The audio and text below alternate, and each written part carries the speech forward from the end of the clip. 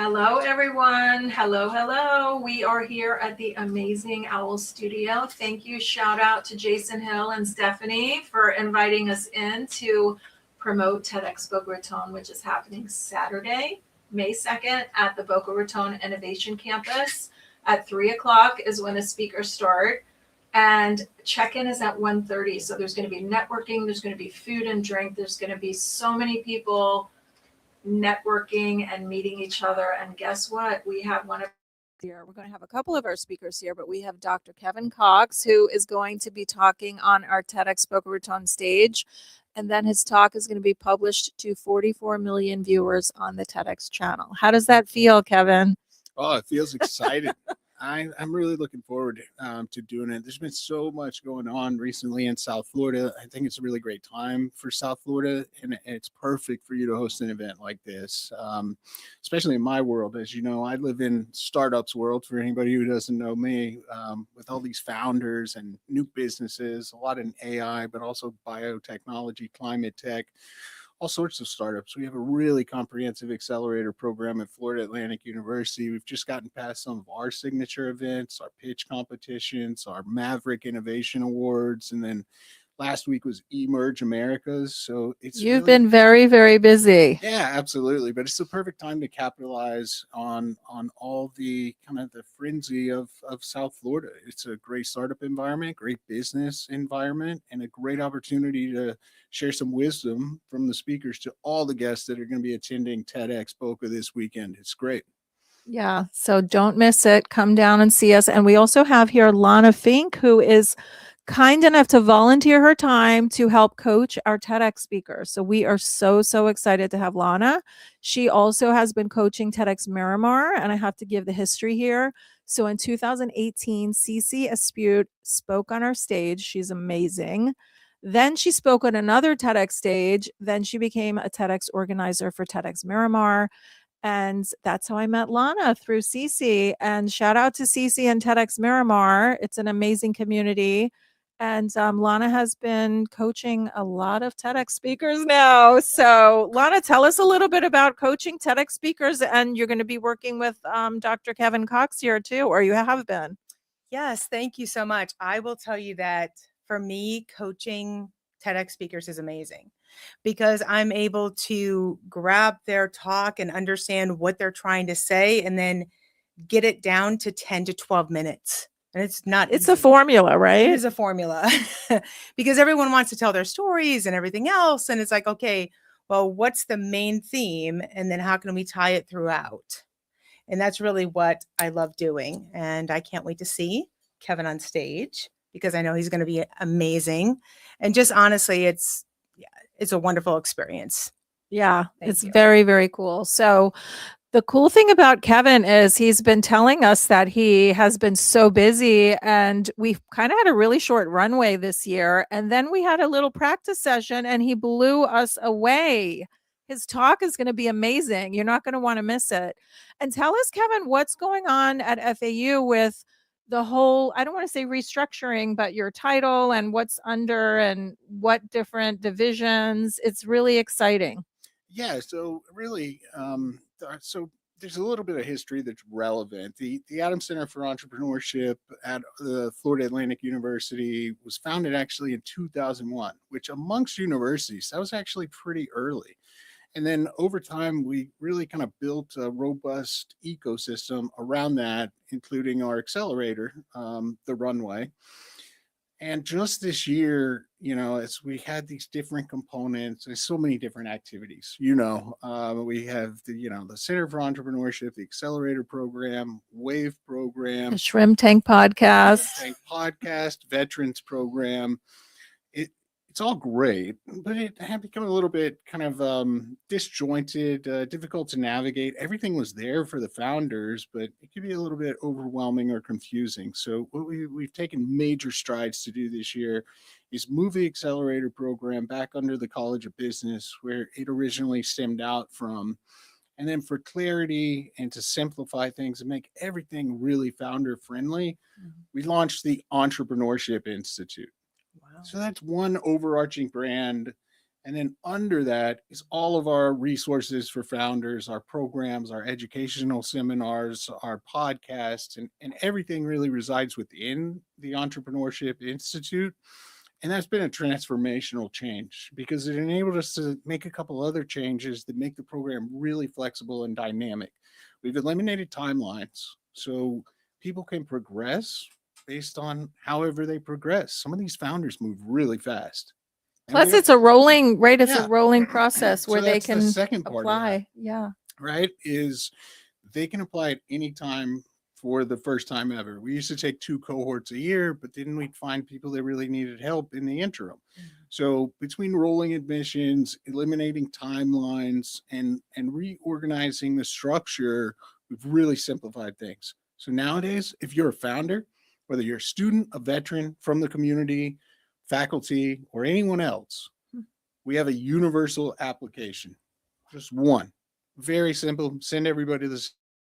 And we analyze that application and we send that founder to the most appropriate resource for them. They don't have to figure it out on their own anymore. They don't have to meet with me. Fill out the application. We'll tell you where to go and where to be. And that really seems to be working because the first component of that program is this entrepreneurship boot camp, which I founded way back in 2012 or 2014. It's really evolved over the years, but it was always offered every fall. And then we usually had a smaller group in the spring.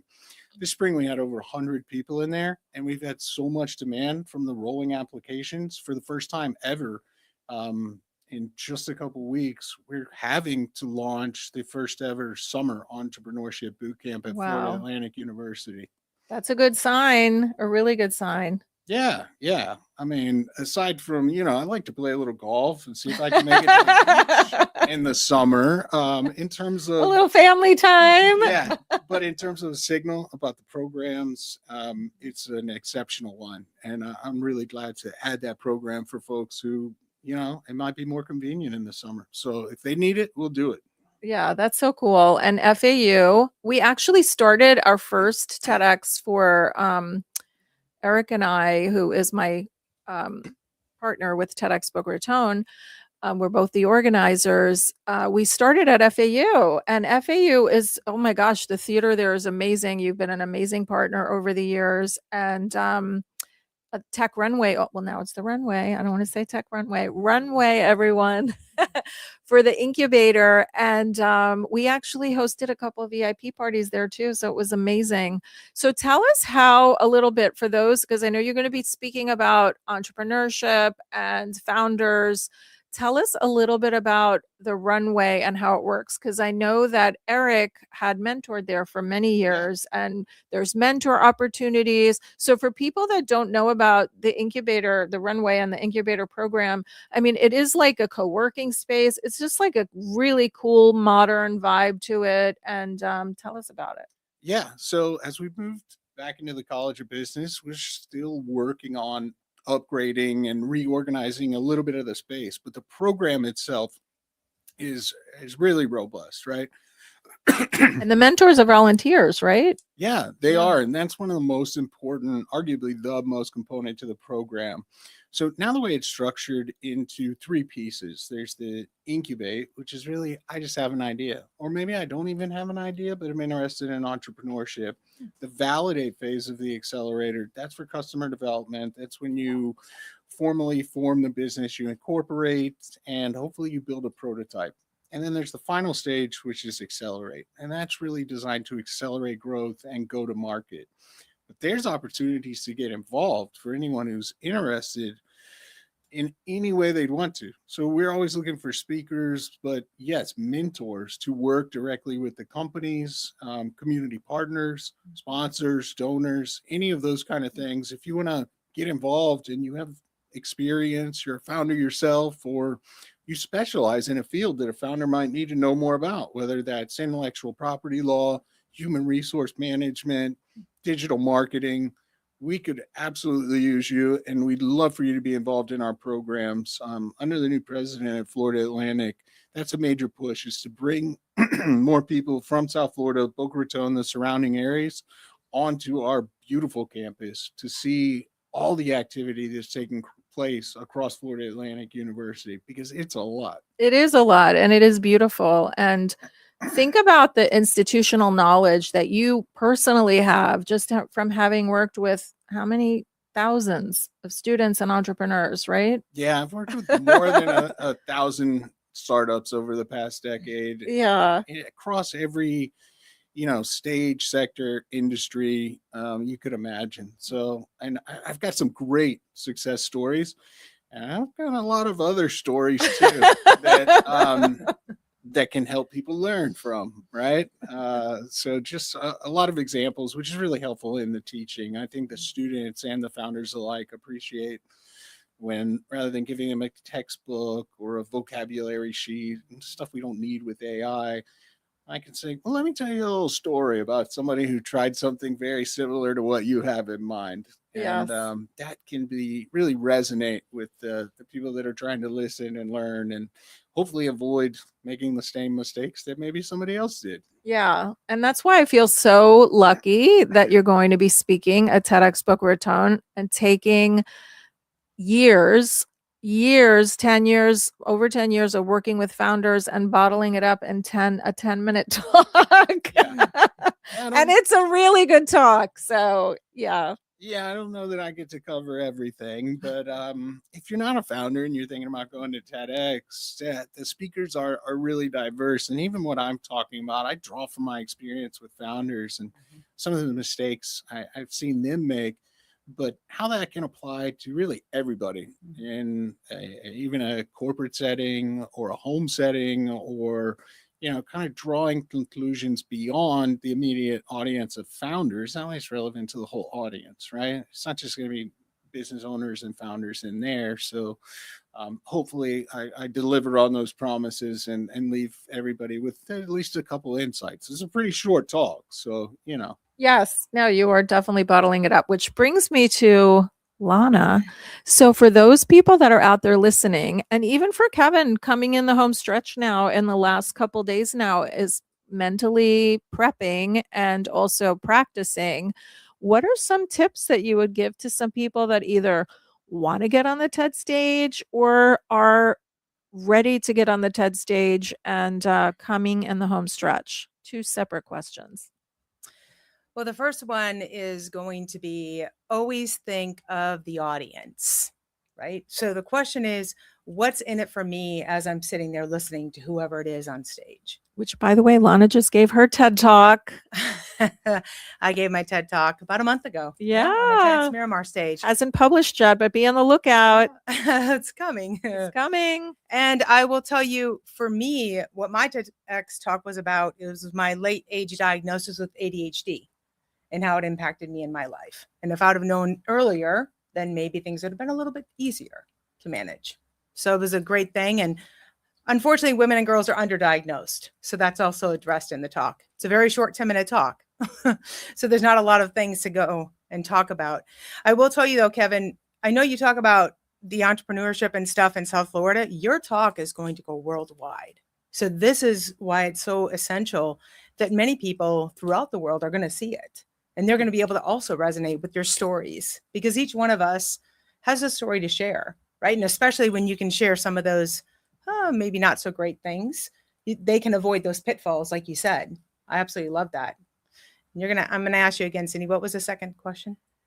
Oh, just in the home stretch. Like, what are some in the home things stretch to like mentally prepare? I know there's little tips like you can practice in front of the mirror, record your talk. I know with you had the little earbuds in your ears and listen to your talk, right? I did, yes. For me, I typically don't memorize talks. I like to speak from my hip. Same. And so my mentor said to me, and how are you going to do this? Because it's going to be a huge challenge for you. And so it took several hours of, standing in front of a mirror, recording my talk, watching my hand gestures, walking back and forth to make sure I was taking up the space. But one of the things I just want to say is be yourself. Don't worry about perfection. Honestly, everyone's going to relate to you as you, and not so much. Kevin's a natural too. You're used Exactly. to being on stages and in front of large crowds, so that's not a problem. Yes. And I had absolutely zero fear standing up there. And 6 months ago, Cindy knows, she was there. I was introducing my student youth, I think Heather's son, and my voice was shaking. So in 6 months, I was able to change my mindset and say, no, if this opportunity is here, then someone needs to hear my message. That's what you have to think about, is the audience and what they need to hear from you. So. Yes. No, it's true. And you went through Toastmasters too. Maybe because that's another little tip for some speakers people who want to be speakers, because there's that expression that some people are more afraid of speaking than death, right? Yes, absolutely. So the crazy start of my story is 5 years ago, I froze on Zoom during COVID, 300 people online. I'm delivering a leadership presentation and I'm watching Kevin, the sweat dripped on my face. You imagine, right? It's tough. After 27 years in corporate America, you would have thought I would be okay with this. And I obviously wasn't. And I said I was never going to be in public speaking or in leadership. And then as Cindy said, I was gifted a free Toastmasters International membership. And through Toastmasters International and also through Udly, the AI speaking platform, I was able to completely transform the way that I understand public speaking, because you don't have to fear it. For me, it was the fear of not being perfect. And there are things that I say so, I say, and I do a lot of sentences that should have a period. I know this, but it also makes me. I do too. It also makes me relatable with the audiences. Right. And that's what I think is more important than being perfect. And so for me, yes, Toastmasters International gave me the opportunity to step into leadership, and also now own my own coaching company, really focused on public speaking, which is crazy when you think about it, because going from, like you said, I think it's the second most biggest fear of everyone. It's death and then public speaking. And it's like, well, a lot of people have it. It's a big deal. It is a big deal. And these days, I have to say, like with so many companies downsizing, right? Because, well, not necessarily because of AI, but a lot of it has to do with AI. Like people are getting let go, and more people need to focus on their personal brands and getting on stages and sharing their thought leadership. And Kevin, how about some tips from you? I know you're probably, like you said, a little more organic with your practicing, but tell us about like some tips for people that might want to get into speaking or on stages, because you went from Emerge to this to that, like all of these different things that you were on stages and talking. And did you ever have an issue or a fear, or is it just practice makes perfect? Yeah, that's what I would tell people who want to try their hand at it or get into it. It's like you just kind of got to start. Practice, in the mirror or in other places, that's fine, but that's only going to go so far, right? In terms of gaining actual experience speaking in front of an audience, you've got to do it live. You got to do it in real time, and you should take every opportunity you're provided to do that, right? You're always kind of pitching, selling, whether it's a one person or a huge audience, but that's what helps the most, right? I think about when I first started teaching college courses as an adjunct, I was 23, and like, oh, those lectures, and for some reason they have me teaching microeconomics and macroeconomics, which some of my favorites, not. I mean, I'm barely qualified to do in the first place, and certainly not confident. I was the same age as most of my students at that time. Wow. Like, they must have been terrible, but in retrospect, they got better. They got a little bit better. They got better over time. And then I got into my actual career teaching what I should have been teaching, that I knew considerably more amount, and kind of over the years was really able to hone that. And then once you do that, then you can really delve into like, okay, what you can do this. What are you best at? What is your style? Right. So in the classroom, I certainly have a style. There's some students out there that I know are familiar with it. And most of them seem to enjoy it. Some of them really love it. It's a little bit different, but it is not staged. It is not planned. It is quite a bit looser. We try to stitch in some jokes, have some fun, tell some stories, and make it for a dynamic classroom experience, right? Otherwise, the students will just be looking stuff up on AI, right? I'm there, they're there. Let's make this thing worthwhile. Let's have a little fun. Sometimes in my classes, people say like, man, that's kind of a fun class. And I'll say to them, if it wasn't, I wouldn't be wanting to do it. So I like to have a good time too, and have kind of certainly a unique approach to a university class. But I hope you can get away with that in entrepreneurship. It seems to be working pretty well so I far. love it. You have the interactive podcast for Shrimp Tank there that is actually a classroom. So you have Q&A. Tell us a little bit about that because that's really cool. Yeah, that's fun. It's a unique format. We do it live on campus. We bring one local business owner into the Shrimp Tank podcast every single week. And then we have our entry level entrepreneurship course students sit in on there, but not just sit in, right? We fully integrated them into the show. We do a little game at the beginning, kind of like a game show. I usually lose for some reason. I think it's a scam, but it's fun, and the students get to design that. But not only that, the final segment, they can come up and ask the guests anything they like. So it's an opportunity for them to speak live, to get insights from a business owner. It's totally unique. And then by the time we get to the end of the semester, we've had a dozen successful business owners up in front of that class, which again, is an entry-level entrepreneurship class. It's not too rigorous. I can get through the course content and integrate the podcast and kind of relate them to one another. So it's a very unique thing, and it's just been a really successful and again unique experience. We try to do things in the area of entrepreneurship at Florida Atlantic that not everybody else is doing.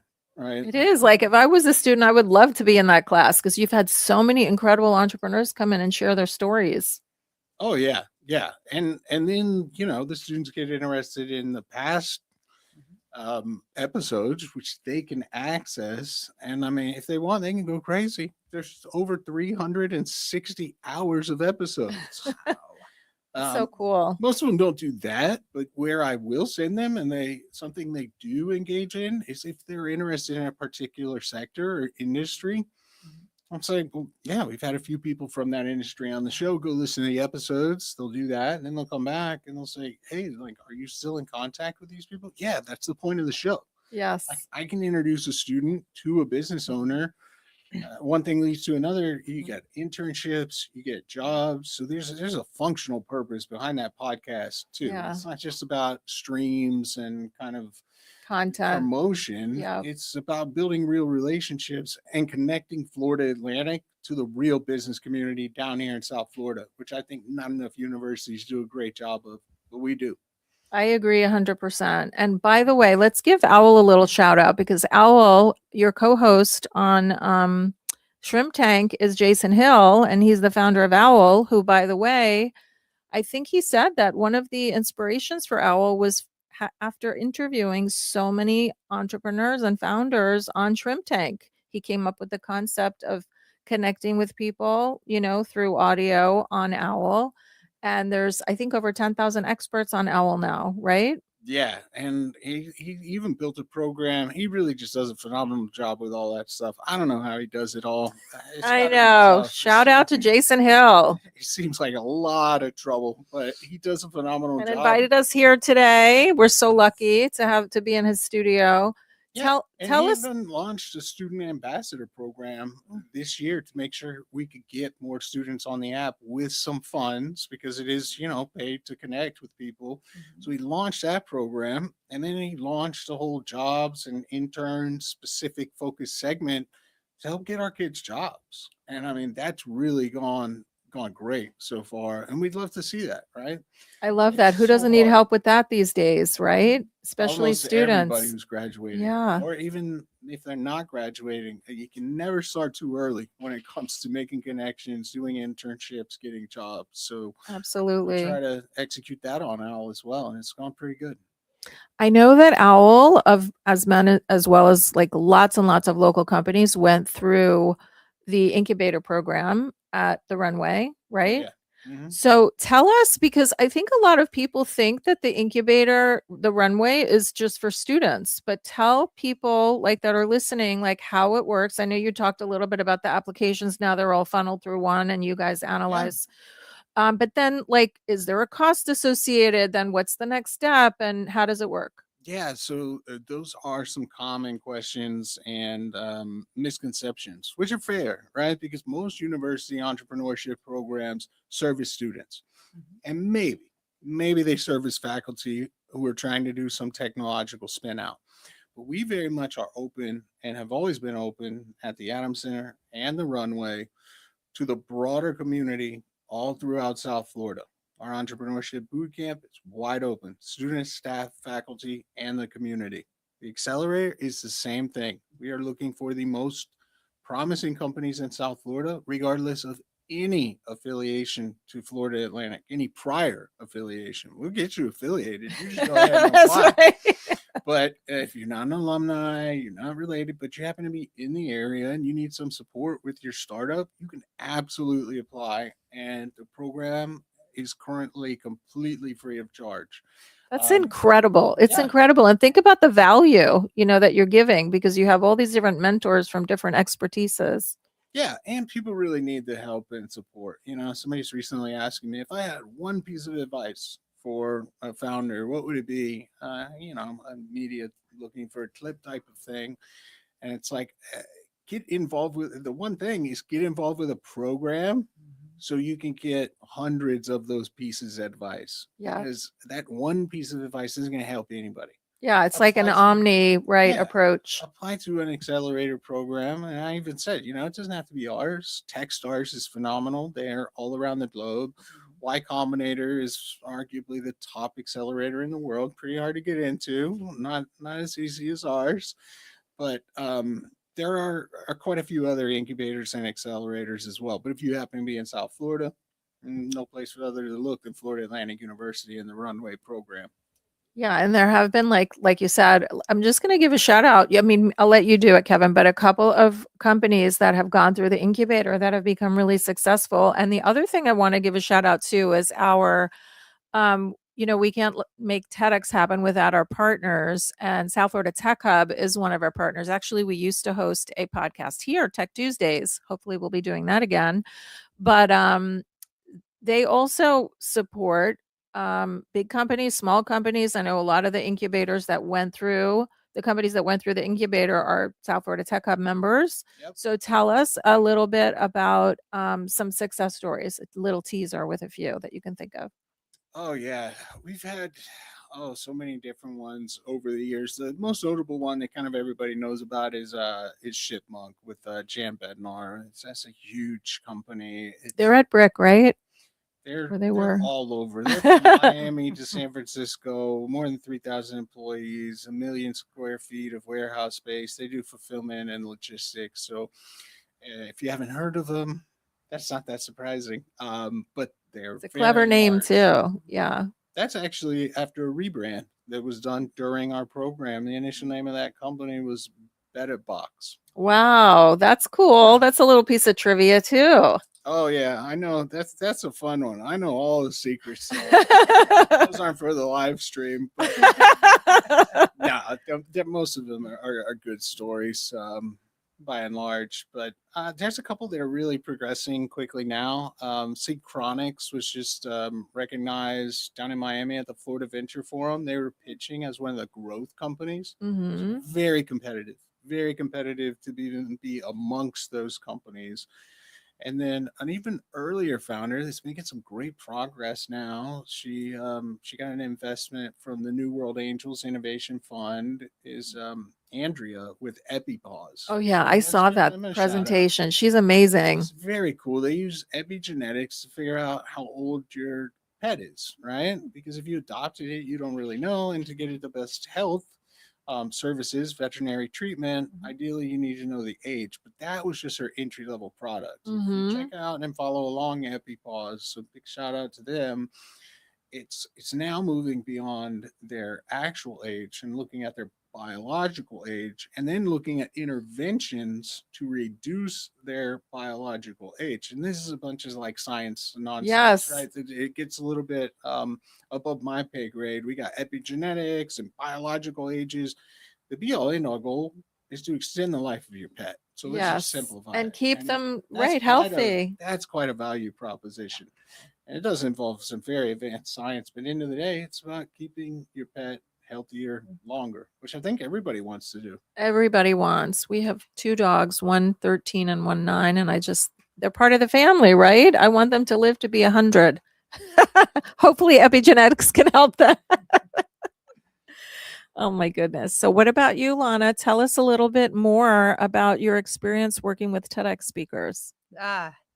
It has been unbelievable because not only with TEDx Miramar, I've also worked with a couple of doctors from TEDx Eustis.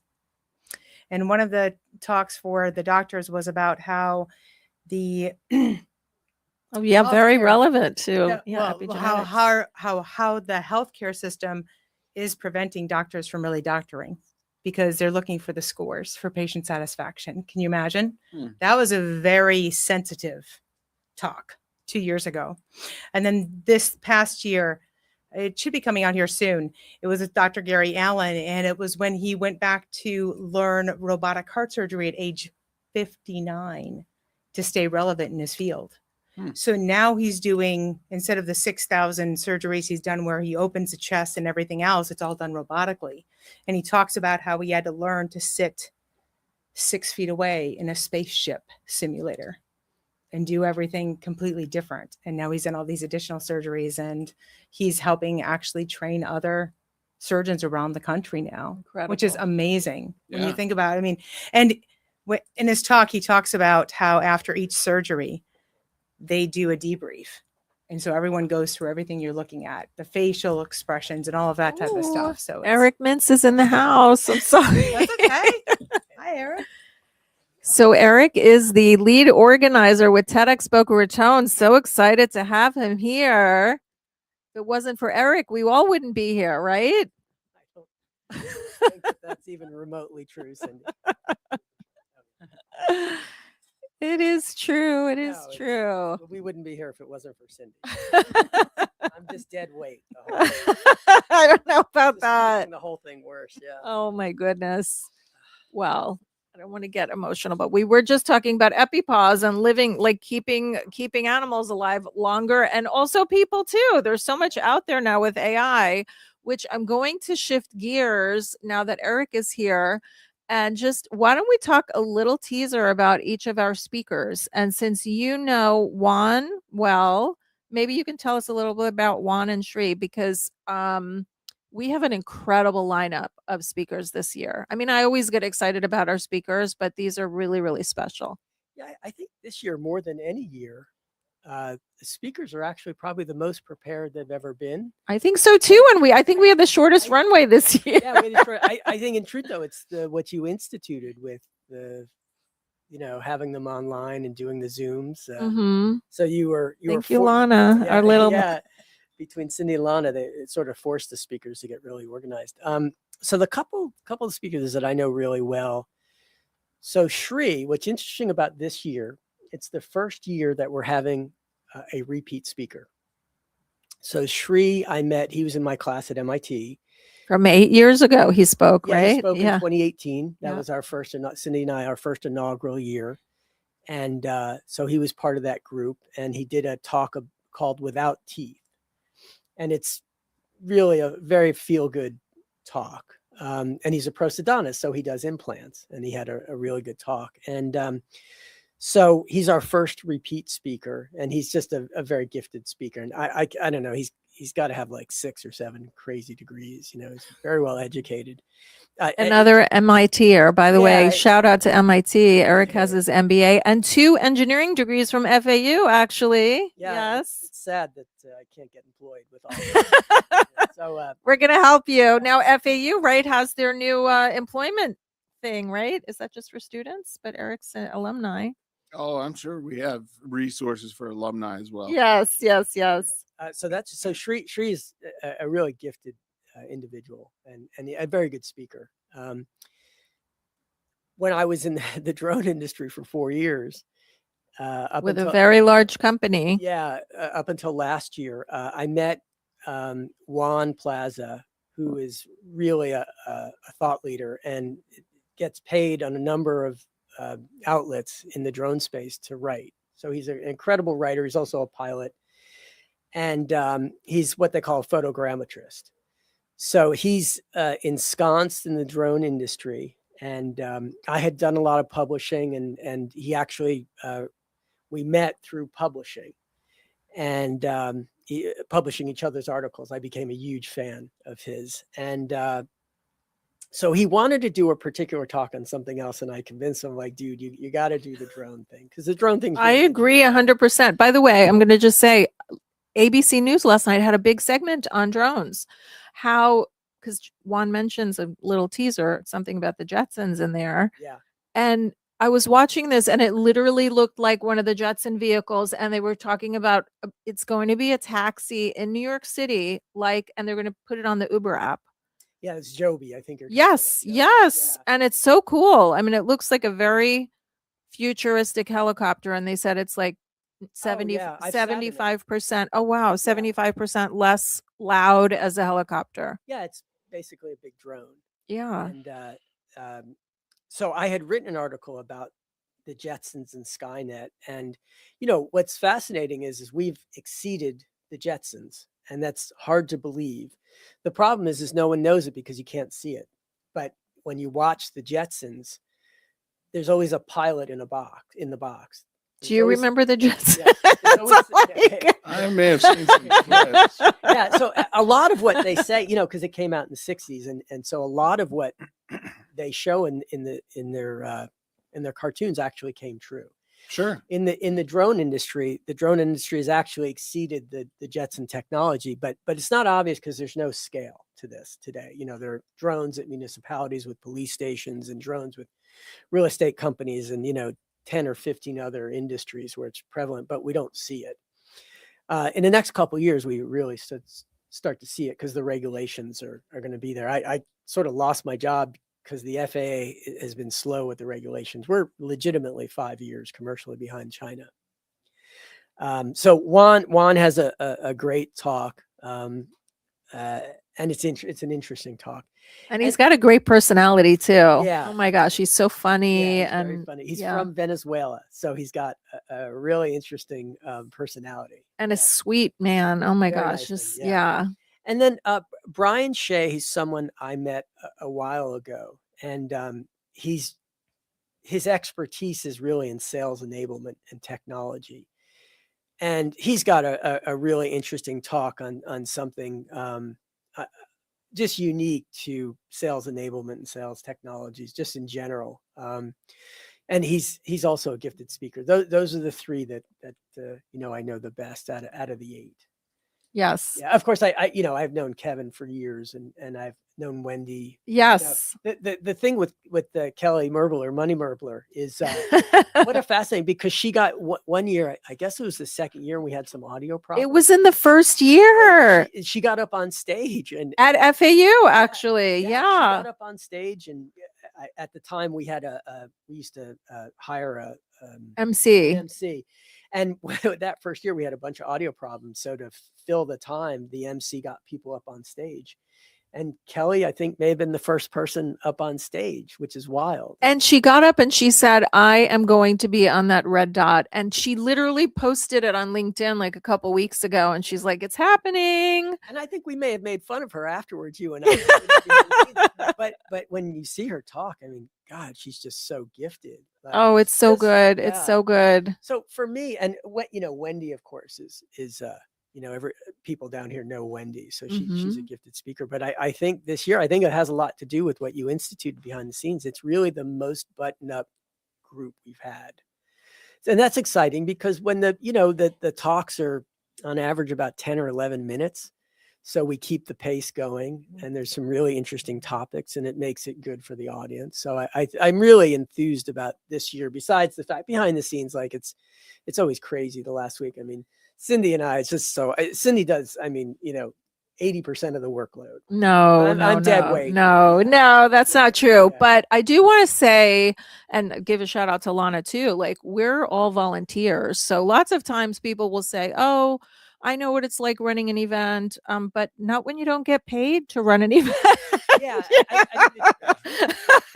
Yes. We're doing it for the goodness of the community. So, right. We didn't do it in 2025 because Cindy and I really got tired of paying for it. It looks like this year we're going to be in the black. Like we're going to break even. I hope so. I hope so. We'll see. And then with Lana, it was fascinating. You know, we bump into a lot of speaker coaches, and I think Cindy and I don't think highly of some of them. But I thought, wow, this is why I wrote you. I was like, we need Lana involved more often. Yes. She's been great. Lana's been Yeah. amazing. If you're looking for a TEDx coach, reach out to Lana. Tell everybody how to reach you, Lana. Your email? Yeah, you can reach me at Lana, Lona, Fink, F as in Frank, INK @gmail.com. Yes.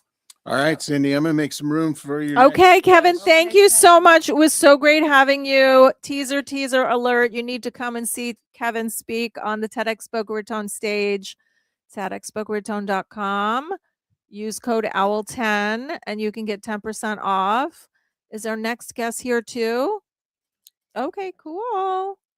Cool.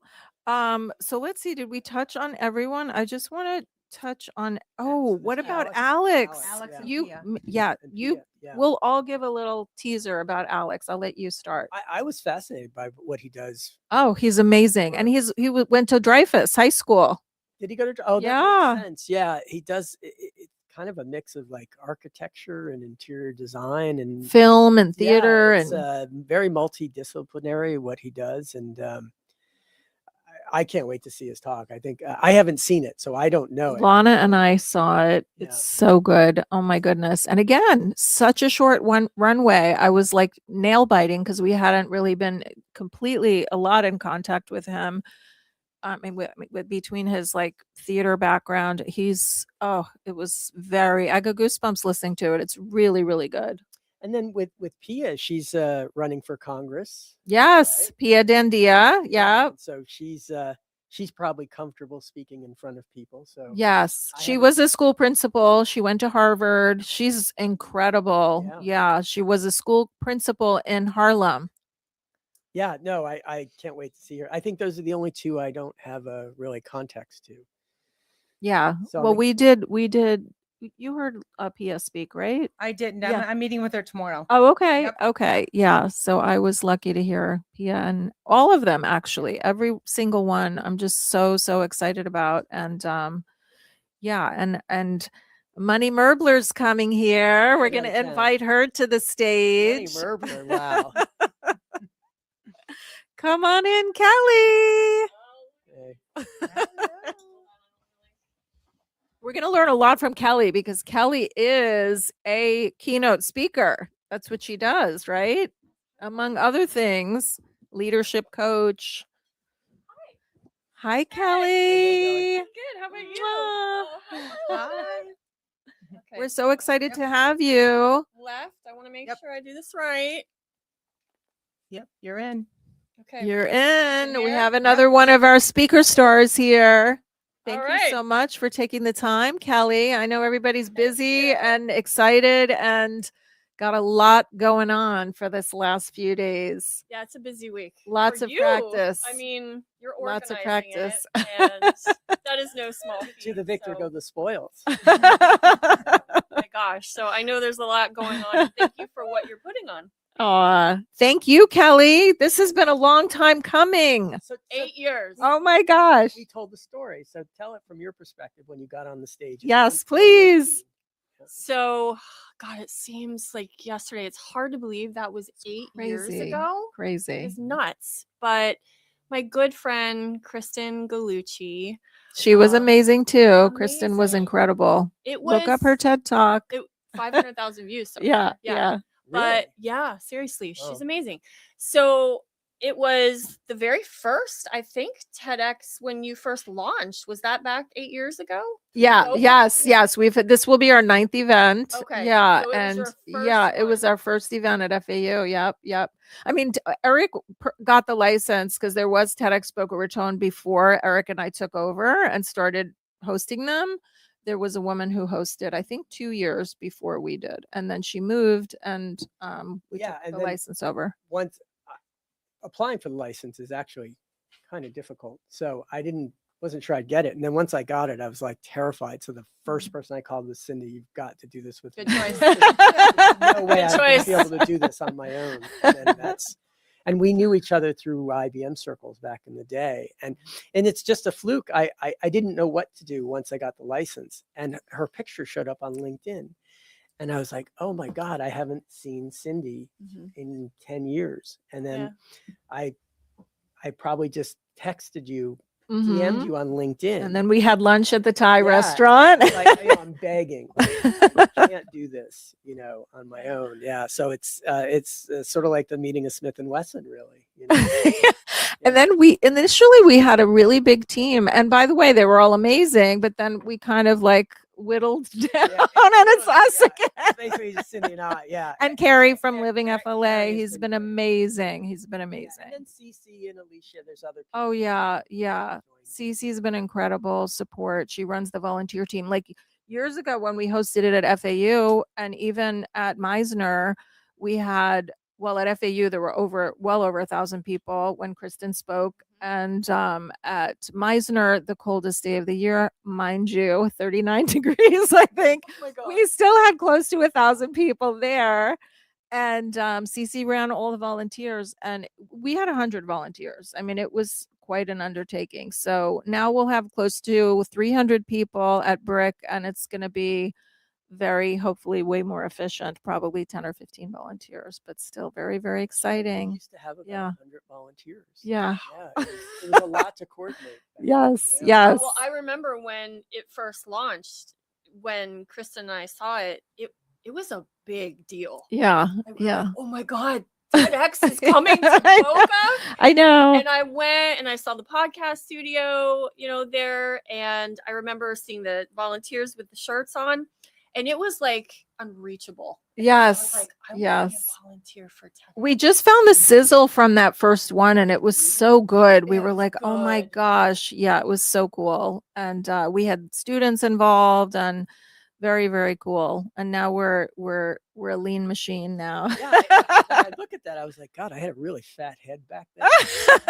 It was also like, it was more than a 6-figure event. I mean, it was very, very costly. And obviously we had to raise money for sponsorships, and as volunteers, that's a lot. But I'm going to shout out to some of the speakers. We've had speakers from Disney, from MIT, from Eric's Connections, like incredible speakers from MIT, like the inventor of Guitar Hero, Skylanders, and Nintendo Mario, right? Kart. Yeah, Mario Kart. Yeah. Oh my gosh, like So good. $3 billion franchises, Wow. gaming, and I'm trying to Facebook, Google, National Geographic. I mean, amazing thought leaders. And this year, Kelly Merbler. Yes. No, seriously, we've been wanting to have you on our stage for years. And Kelly, I'm so grateful that you are joining us this year. Thank you for believing in me. Of course. Of course. And so, okay, so tell us how you're preparing, because so many people who are listening want to do TED Talk. Sure. Now, Kevin said he's kind of winging it, although we heard his talk and it's amazing. And I would say Eric and I have worked with over 100 speakers over the past 9 events. Yeah. And I would say 2 or 3 would say that they winged it.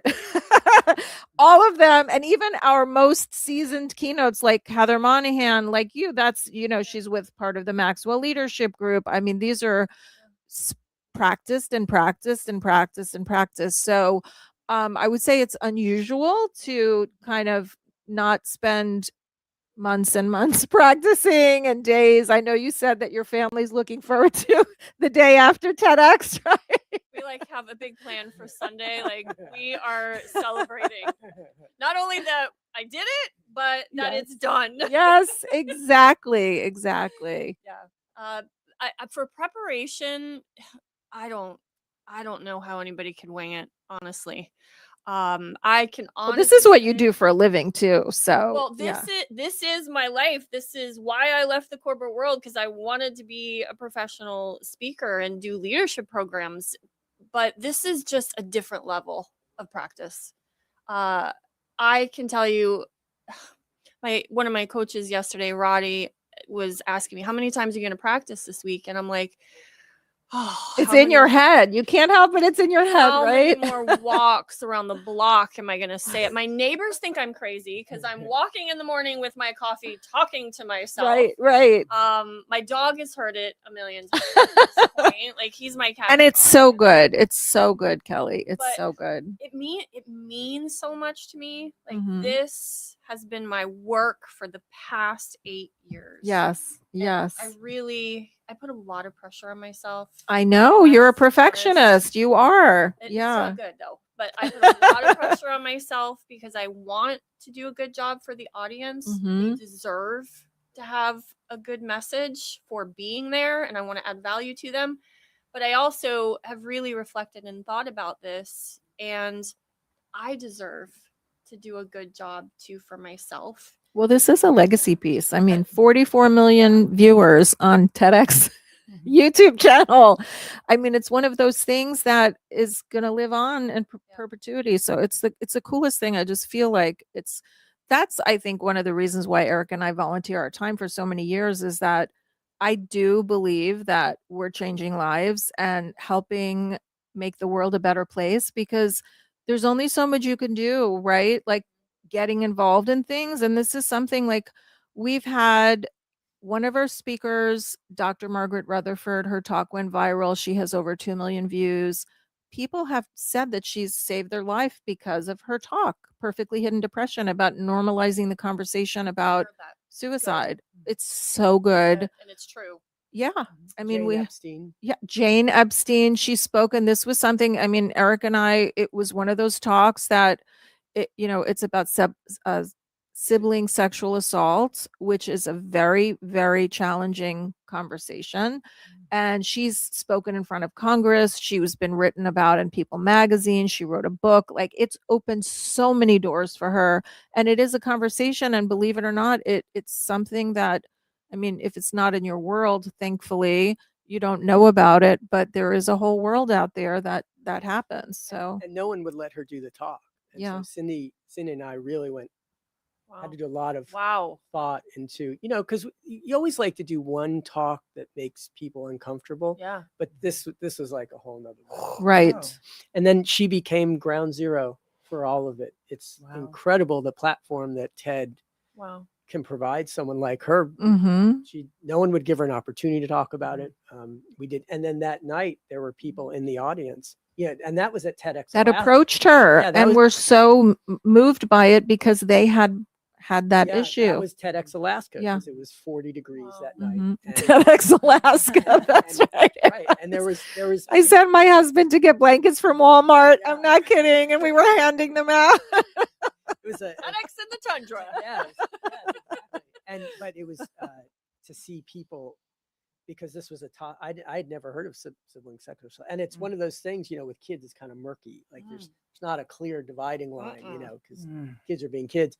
But there were people in the audience that this was the first time that anyone was talking about it in public, and it was, really cathartic to see them engage with her. Yeah, Wow. and then she's become ground zero for this Mhm. across the planet. It's amazing Wow. what's happened for her. Definitely creates like a ripple effect, which I'm sure your talk is going to do the same. So a ripple effect, it's going to touch people. It's going to move people. It's going to make a difference and an impact in the world. I mean, you're already doing that in so many ways, but okay, give us a little teaser. First, you didn't kind of introduce yourself. So tell us about Kelly Merbler, Money Merbler.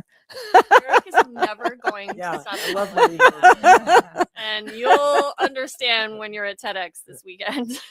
And I think we have Wendi in the wings here. We're gonna Okay. switch. We're gonna switch Lana out whenever. No, Wendi needs to come whenever. But I want you to continue. Yeah, so I'm local. So being in my local community, I'm in Wellington. So just doing TEDx in Boca is such a.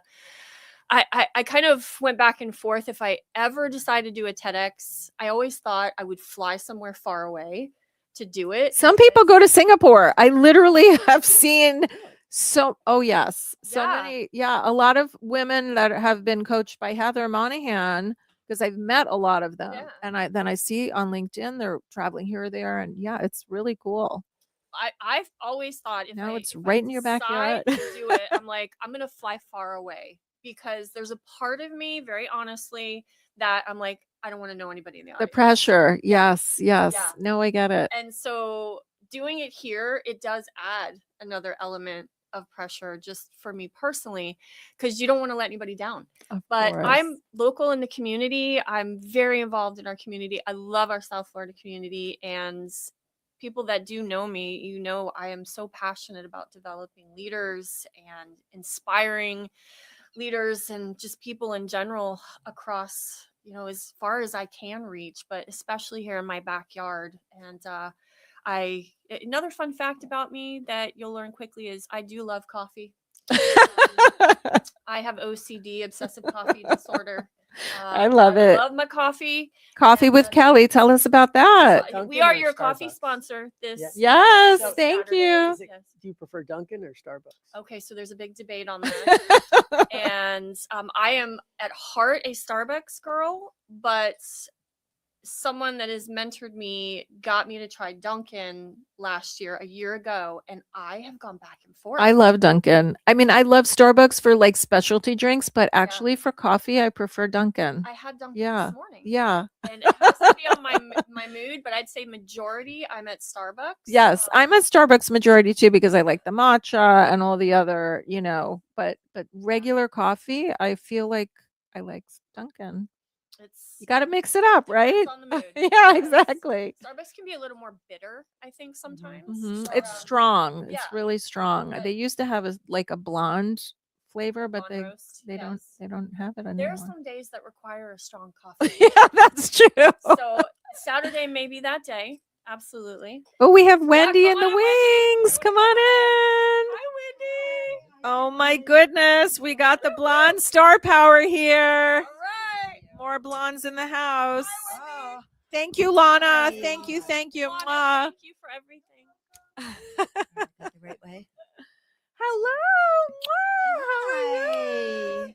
So excited. I'm so excited. So I'm going to just let Kelly finish her story because I also wanted you to tell us a little bit about your corporate journey into entrepreneurship. And then it's kind of going to segue into Wendy's, I think. Okay, absolutely. So yeah, It's so inspirational. That's why I always like for people to share it because there's so many people out there that are either losing jobs or not happy at their jobs. And you've created, you really have created your own way. And it's amazing. I am proud of it, and it was not easy, nor is it ever easy, but I did spend 21 years in the corporate world and love what I did for many of those years and had success, had great people that I worked with that I cared for so much. But I think, the more I talk to people about it, I know I wasn't alone in this. I think there comes a time in your life where success isn't feeding you as much as it once was. And it was a void of what John Maxwell calls significance.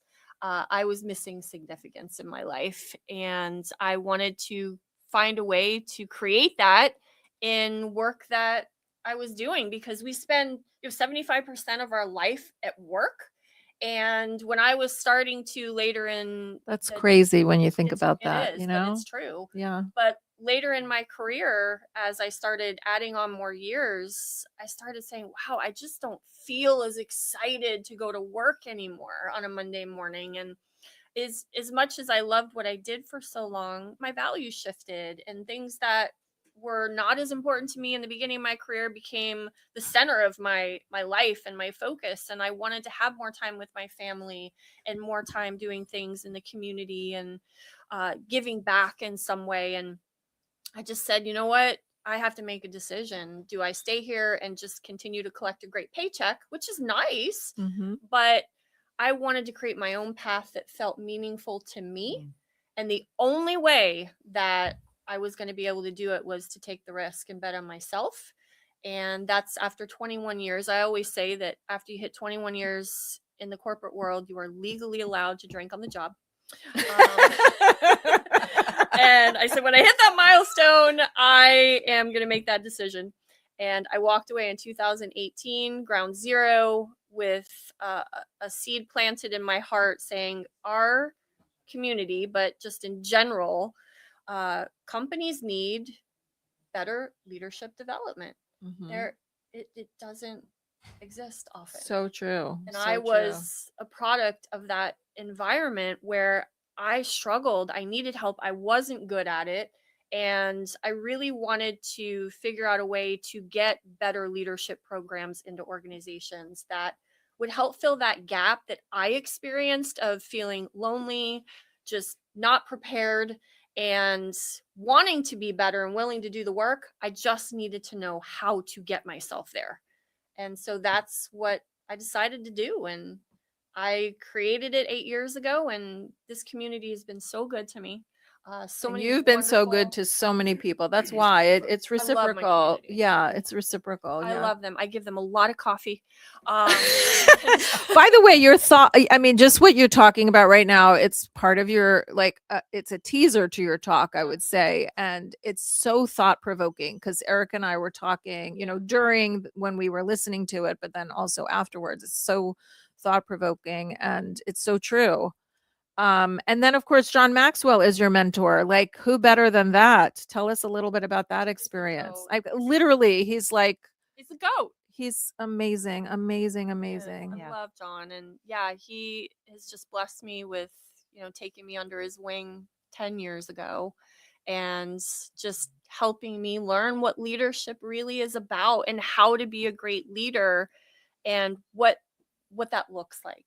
And Mhm. so I do owe so much to him and so many mentors in my life for helping me see a path, but then I had to believe in myself to make that decision. But people like John in my life have been so supportive of you and just people that believe in me. Well, speaking of, I'm going to shift to Wendi, Yeah. but before we do that, just give a shout out to your event that's coming up. You have an event, your Live to Lead, Oh yeah. So one of the things I love to do, in the which I've been community- to. It's incredible, incredible. Thank you. And I started it at Brick a few Yes, years yes. ago, and we've moved because we needed more space. But Live to Lead South Florida is an event that I have been developing and evolving over the past. This will be our 4th year, and so grateful that for 3 years we have sold out this event. But it is all about bringing leaders in this community together with their teams, and I love that leaders are bringing their teams for this day of development and growth. And every year I try to do something different, but I can't announce formally yet. But there are some really incredible speakers that I am bringing in this year live in the room for that day of development. And it is going to blow your minds. So stay very close who is coming into the room this year, because I can't even believe this is happening. Wow. So stay Wow. close. Okay. Can't wait. Can't wait. Okay. So Wendi, we are so, so, so blessed to have Yes. you here and so excited. And I don't want to go through the whole, but Wendi jumped into this position because it opened, and we were talking about her speaking next year. And this woman is practicing and practicing and practicing, and she's amazing. And I'm so grateful to her for stepping in. I want you to give us a little teaser, but talk about your journey, Wendi, because yours is a little similar to Kelly's with being little in similar. corporate. Yeah. wanna Yes, start. for Okay. sure. And the timeline was about the same. And it was the same kind of thing. It was a great company, great people, Yeah. great income, all the things, but something was missing. Mhm. And I couldn't quite put my finger on it, but I started to explore and take some courses and read different kinds of books. And it just slowly began to happen that there's another path for me. I couldn't even see another path. And I was close to 50. So I was like, well, I'm either going to do this for the duration. Talk about inspiration. That's a big deal. It was scary. Yeah, it's a big It deal. was really scary. I literally thought about it and dress rehearsed it in my mind for a couple years. Yeah. I literally came up with the day that I was going to resign, and it was a year out. I was waiting till we were all going to be, I worked in the pharmaceutical industry. And I was waiting until a big medical meeting where I knew our entire company would be there and all of my accounts would be there. And I was going to tell them the very last day, right before I was going to head to the airport. That is how much I really respected and loved everybody, and what a hard decision it was to make. But I knew I had to make it. So I know I'm really going to date myself, but I call a You have to date cab. yourself because you are an inspiration, my friend. Seriously. this. Literally, Great. I call a taxi because there were no Ubers. So I call a taxi. I am in San Francisco and I know the cab. I know how much time it's going to take. I have like 15 or 20 minutes. I got to find my boss. I got to find him really quickly.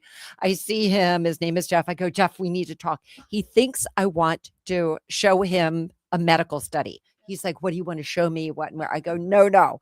He sees the look on my face that I'm really serious and literally is like, okay, I got you.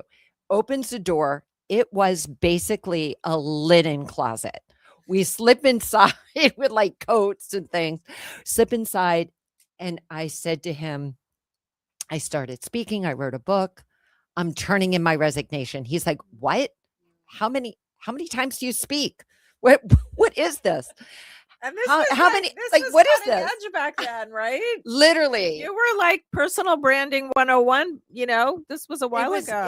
It was crazy. It was 16, 17 years ago. And so he said, okay, let me just call you on Monday. Don't tell anybody. I'll call you on Monday. He was like, take the weekend. So then on Monday, he said, okay, how many days a week? How many days a week will you give us? And then you can do these other things.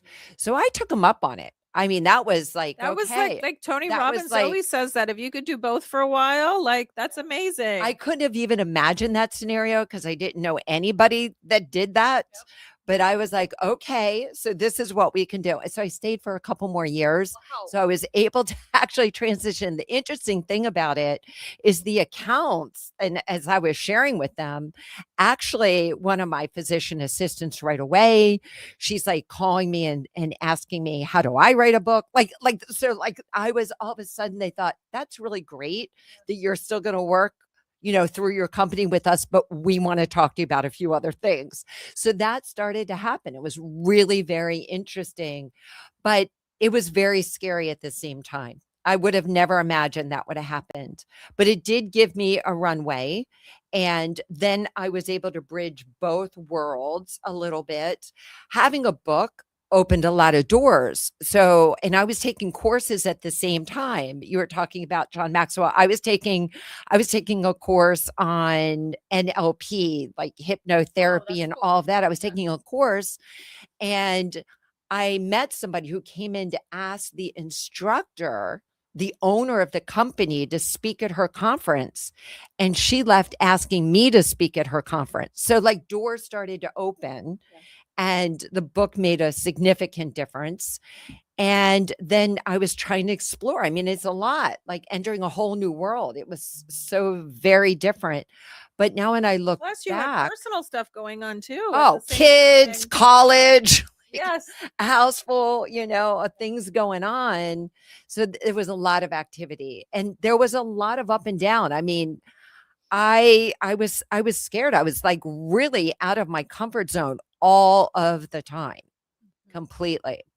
But, when you learn, I think when you learn corporate and then how to navigate that world and then all the expectations, like you're working from whatever, your meetings start 7 a.m. and they're going till like way into the evening. And then you have to do dinner and then you have to socialize. So you're so used to that kind of For sure. Fine. work Yes. ethic as an entrepreneur. So I think that's really important too.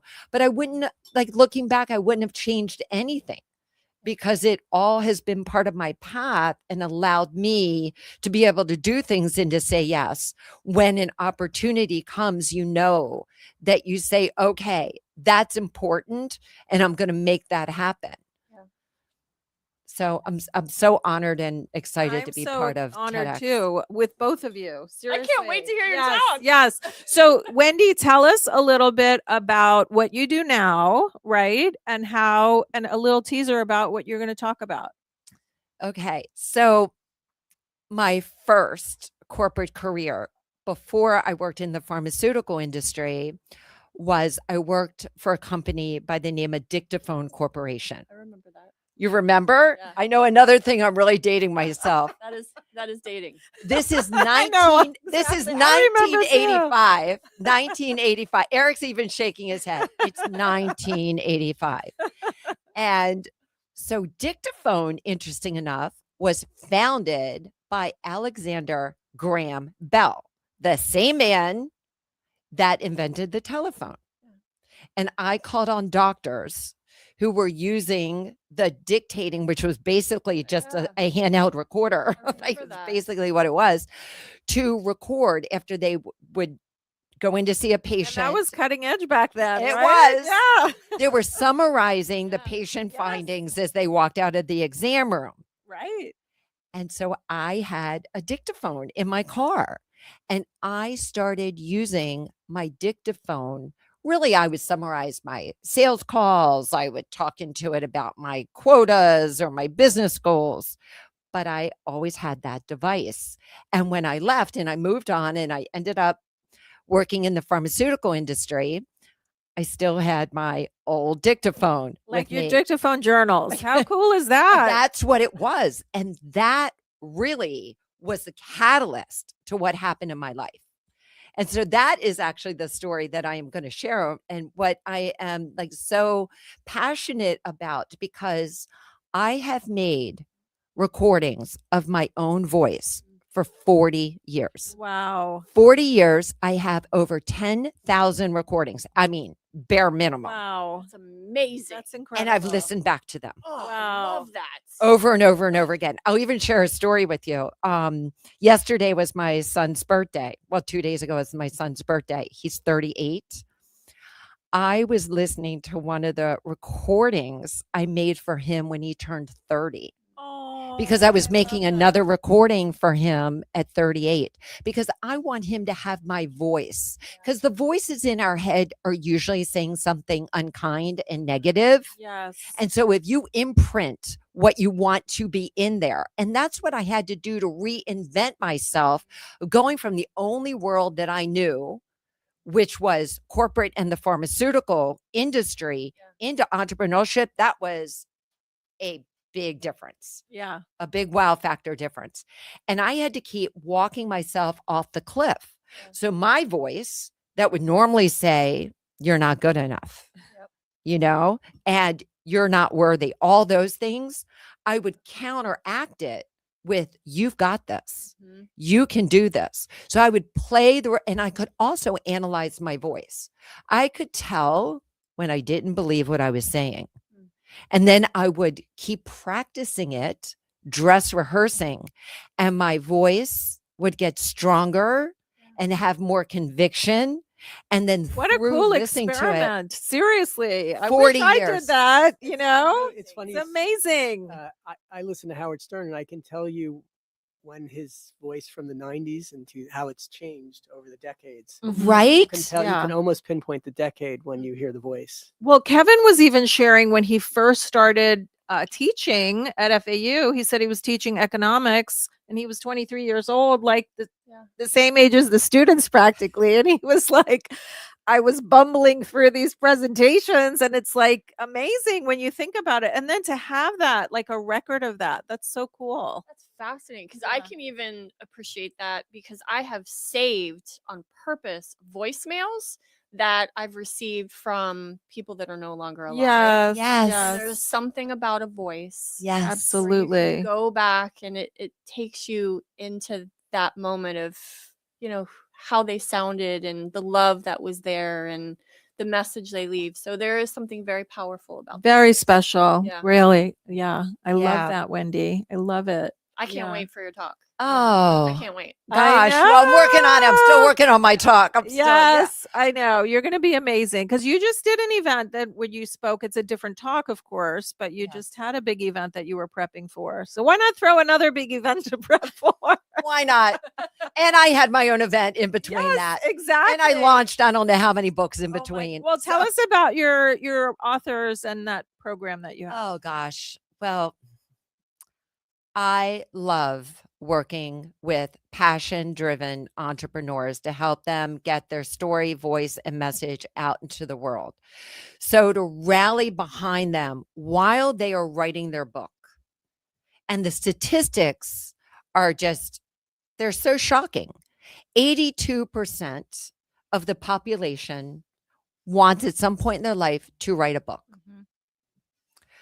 3% actually write a book, they finish it. 0.6% publish.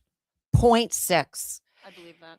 In 1 year, 2 authors came to me to write books because their fathers had started writing them and Aw. passed before they published. So that's why, like, I think about that all of the time, that let's get it written. First off, if you're going to start with me, we're going to finish. Right. Like, you're finishing that You book. have a system, which is beautiful too. It's not like you're on your own.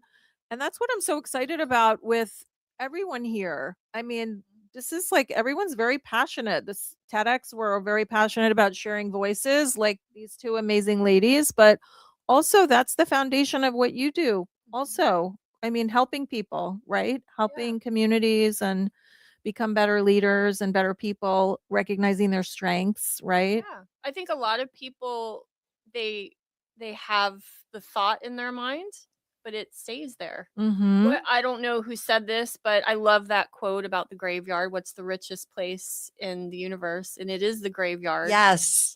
Because that's where all the ideas go to die. Yeah. And Mm. that's so powerful because everybody has something they want to achieve, but something prevents them from moving forward. And so if I can be one voice in their life that can help them say, I can do this. Yes. I can be a better leader, or I can start a company, or I can do a TEDx talk. Like, listen, anybody that is listening, let me tell you this, because if I can do this, I have avoided this for 8 years.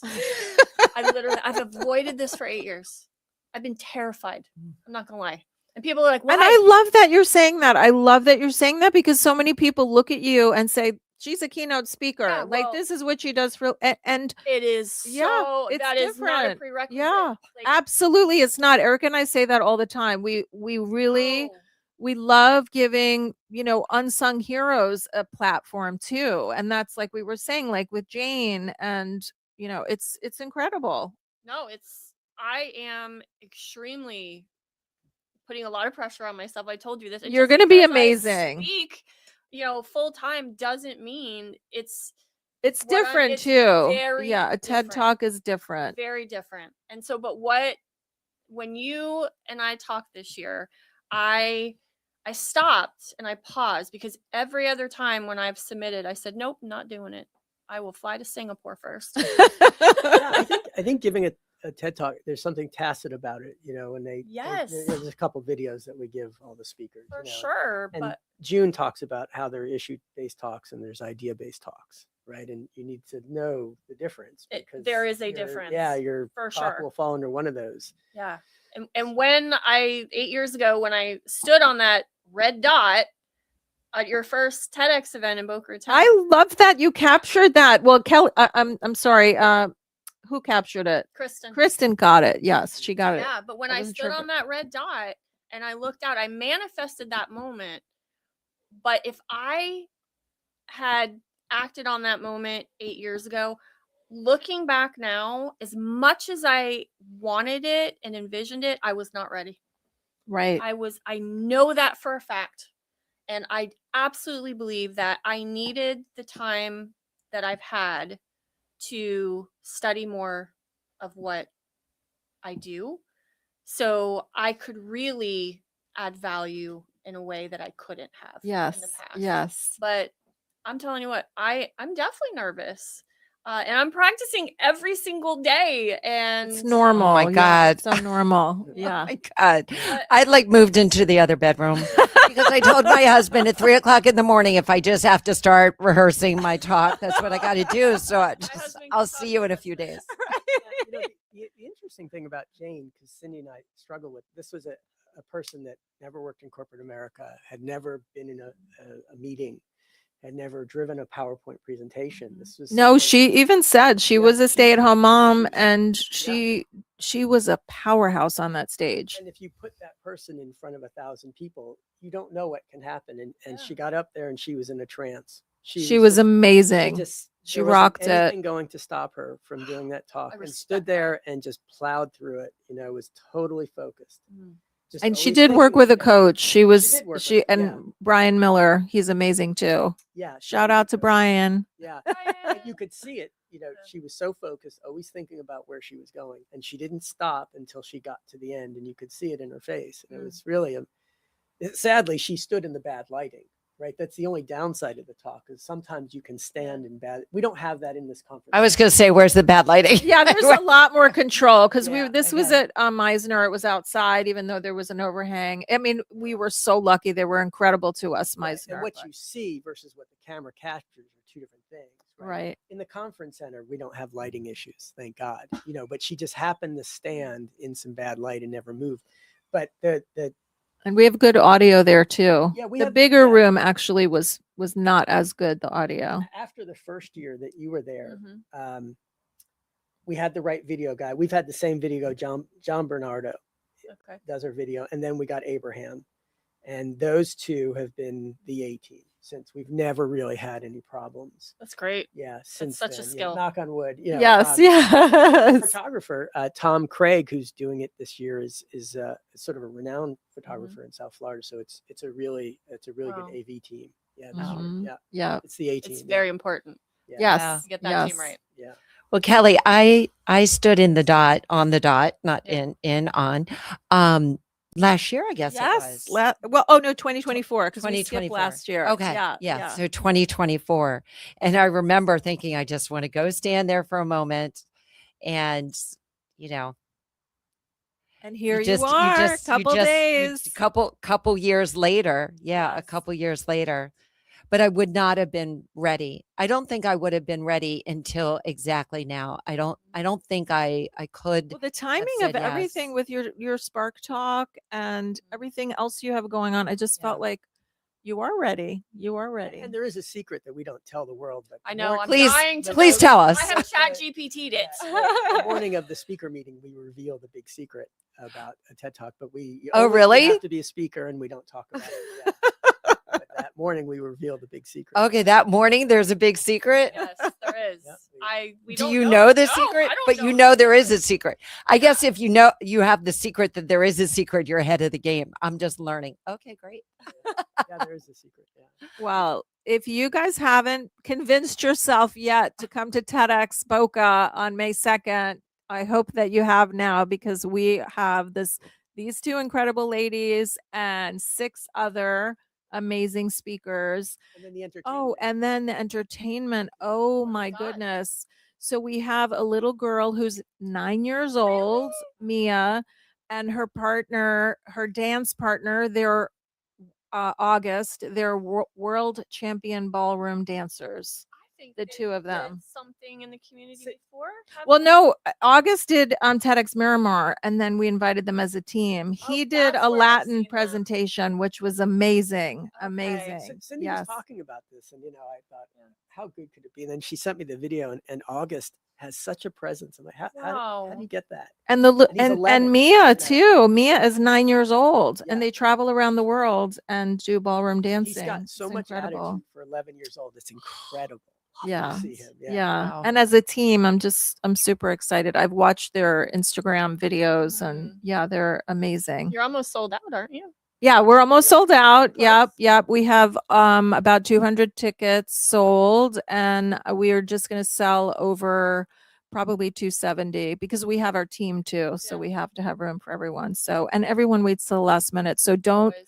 I would definitely buy them now, just because I know we're going to get calls like the last day. Can we come? And we always sell out. So especially at this venue, because it's a smaller venue, we only have room for 300 people, and a lot of our other events have been over 1,000. So, and we'll probably be finished by 6 or 6:30, so you can still make the Kentucky Derby.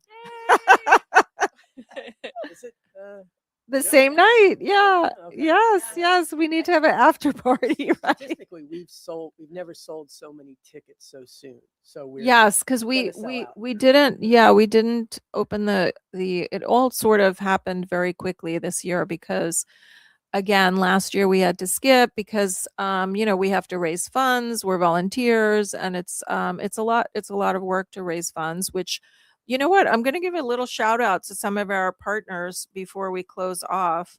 And I just want to share who they are, because they're, we wouldn't be able to put the TEDx on without them. And I do want to mention that, everyone wants to do a TEDx talk. A lot of people do anyway. And, but we always have challenges finding partners. And I'm going to use Cece as an example. Cece spoke on our stage in 2018, and then she spoke on another TEDx stage. Then she started her own TEDx in Miramar, but she volunteered for 5 years for TEDx Boca Raton before she got on stage. And we didn't even know because we had taken it over and we just loved her submission and we invited her. But what I'm saying is, like, it's a long game. And if you want to get involved, please, we have sponsor as little as $500. And we really, really rely on our partners. So Brick has been an amazing partner for many years, which is where we're hosting it. VConics, she helps us with all the tech and the website stuff. Living FLA is amazing. They help us with promotions, help us on site. Carrie's incredible and has an amazing community. Gray Robinson, do you want to give Gray Robinson a shout out? It's a well-known law firm, and they've been a consistent partner over the years. And Carrie, by the way, Carrie is really part of the team. Yeah, he is. He's definitely, like, the three of us are on Zooms, on calls all the time, late at night. Owl, shout out to Owl again. Code Owl 10, you get 10% off. Thank you. Jason has been a partner since day one. He's been amazing. The City of Boca Raton, we couldn't do it without the City of Boca Raton. They've been incredible. We actually worked with them again when we had it at Meisner Park several years ago, but without the city, they're invited. We'd love for the City of Boca Raton to attend. The Boca Raton Tribune, without our media partners, we wouldn't be able to do it because they help us promote it. Media Components, they're going to be on site doing sizzles on site at the networking area. So we want to be able to promote everything on the front end, which doors open at 1:30. So if you want to come early, and we have a VIP section. You'll be able to meet the speakers and the sponsors. Flamingo House, which is the co-working space in Boca Raton. They've been amazing over the years. South Florida Tech Hub. Again, South Florida Tech Hub has been partners for many, many years since the beginning. I know Joe Russo back in the day was supporting us and made so many introductions that helped us. And the community now has obviously been very supportive. Tap into Boca Raton, Coral Springs, and Coconut Creek. They're also a media partner, and we're very, very grateful to them. So if you want to get involved, and you know what, media partners, and we can barter. Like, we love having partners that are donating things to us that we need for the event. Do you want to talk about Lenore? Let's give Lenore. Yeah. I mean, please. I'd love to. Lenore Nolan Ryan is, I always call her a celebrity chef. I mean, she is an icon. Yeah, she just launched her book. Love is the main ingredient. And she's got not only delicious recipes in her book, but also life lessons and the stories that have inspired her, starting when she was just a little girl standing up, and stirring the pot with her mom when she was just little, a little kid. So all these things. So she's going to be there. She's very dynamic. And so she's our food sponsor. I don't know what we would do without her, because every year we struggle to make ends. I'm going to be honest, we struggle to make ends meet, and without Lenore, we would be probably serving kind bars to everyone. So yeah. I know. And when you see what she does, she's an artist. She's an artist. She's amazing, and I'm just so grateful to her, and I'm so happy that we can tie in Lenore. And and she's going to have her books there too. And yeah, so it's just like we worked together on a tiny little event, and I just thought, oh my goodness, her food, the way that she displays it is, and she's She been at lives your it. house too. She's been at your house, and she did the whole Oh, she does charcuterie all the boards, things, all the everything. things. Yeah. Yeah. Yeah, she's really So you're not fantastic. going to want to miss this too. So, and then of course we'll have coffee from Coffee with Kelly. Thank you, Kelly. Money Merbler. We couldn't say no to Kelly's coffee. Oh, good. I'm a coffee fan. Great. Can't wait. Anywhere I Good go, to you know. are hooked up. Yes. So, okay. Well, shout out to Owl again. Thank you. I can't thank you enough, Jason. Can't thank you enough, Lana. Lana's worked with almost every speaker at TEDx Boca Raton, and Lana. she is dedicating, again, donating her you. time, and we're so, so grateful. And a shout out to Reese too, right? Reese worked with several of our speakers. So Really helpful. Yep. another TEDx coach we've worked with for many years. And Stephanie right here. Thank you, Steph. She's the producer for Owl Thanks, Steph. podcast. Woo! And she could be sitting here getting work done, and she's sitting here producing this. So we're so grateful. Without our community partners and amazing people like Kelly and Wendi and Eric and Jason and everyone. So thank you. And join us on Saturday, TEDx Boca Raton. Come at 1:30. Don't wait till the last minute. We're going to start sharp at 3:00 so we can get everyone on stage in and out. Thank you. There. Awesome. Bye.